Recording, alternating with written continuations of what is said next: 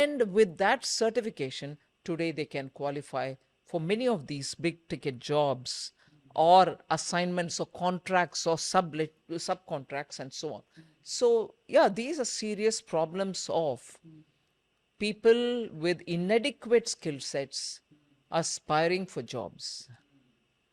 Ma'am, I was reading something called the Skill India report, and what you mentioned is great for the bottom of the pyramid.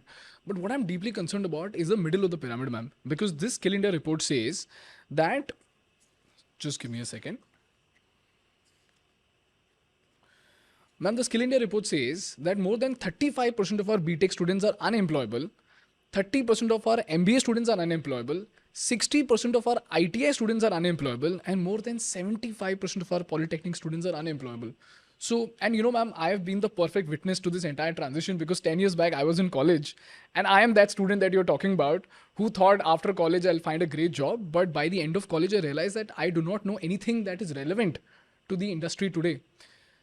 And 10 years later, now I'm recruiting engineers and I'm seeing the same problem, ma'am. They're reading out of outdated textbooks, they're reading outdated concepts, and they do not know anything that is relevant for today's industry. So, ma'am, how are we solving this problem for the middle of the pyramid, which is our engineers and management students at least? You've put your example forward. First thing I think, and this is not to say it's not part of government's own responsibility.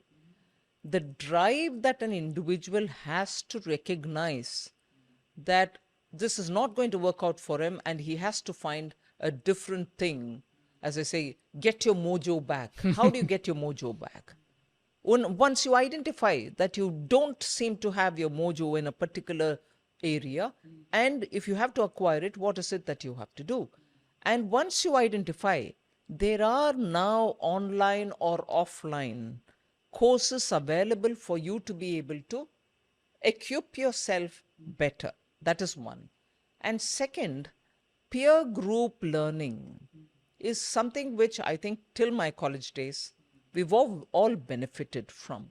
Today, the world is so fast. We think each of our mobiles will be our peers. No way. Yeah. Peers are those who will be able to sit with you and put you the context in which you'll have to search for what is missing in you. Those kind of interactions are now becoming very few and far between. That's a second. And the third, it is true you quoted the ITIs. ITIs, unfortunately, are with the state governments.